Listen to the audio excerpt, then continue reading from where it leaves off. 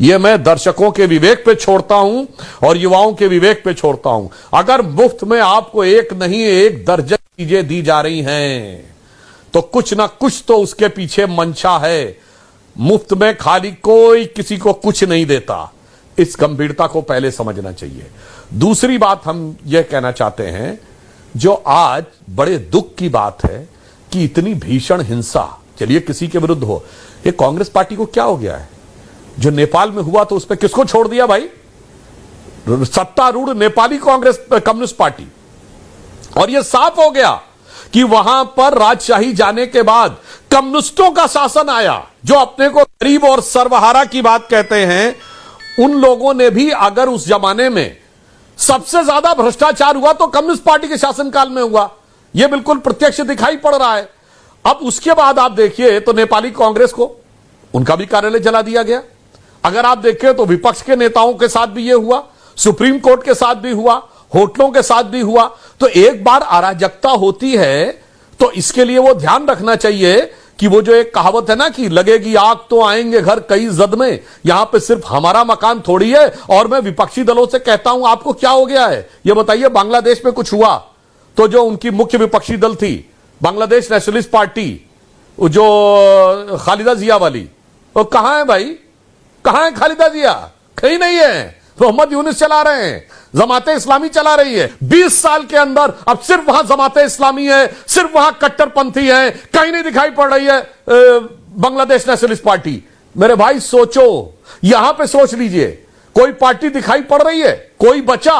नहीं बचा। इसीलिए गौर से सोचो। और मैं लास्ट में कांग्रेस पार्टी से पूछना चाहता हूं, यह बताइए, आप वही पार्टी है ना कि अंग्रेजों के जमाने में जब महात्मा गांधी ने आंदोलन शुरू किया था 1920 में, तो चौरी चौरा में एक थाने में आग लगा दी गई थी, जहां अंग्रेजों के कुछ जो सिपाही थे। तब तो कांग्रेस का वो मॉरल ग्राउंड था। आज गांधी की कांग्रेस से राहुल गांधी की कांग्रेस ये कहने पे आ गई कि अराजकता करो, हिंसा करो। और होगा क्यों नहीं?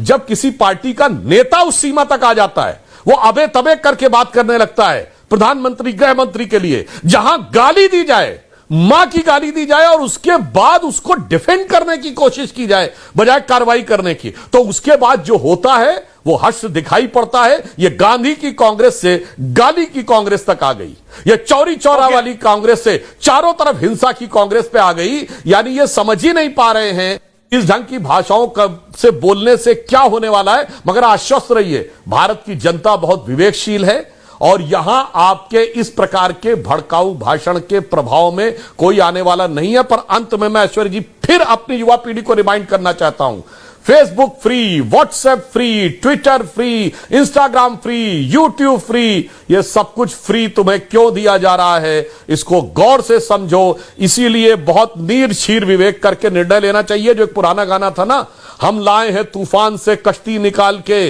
इस मुल्क को रखना मेरे बच्चों संभाल के। उसमें एक आगे की लाइन है, एटम बमों के जोर पे ऐठी है ये दुनिया, बारूद के एक ढेर पे बैठी है ये दुनिया, हर एक कदम उठाना जरा देखभाल के, इस देश को रखना मेरे बच्चों संभाल के। ये आज की डेट में बहुत प्रासंगिक लगता है ये लाइन, अफगानिस्तान, पाकिस्तान, श्रीलंका, बांग्लादेश और नेपाल के वातावरण को देखने के बाद।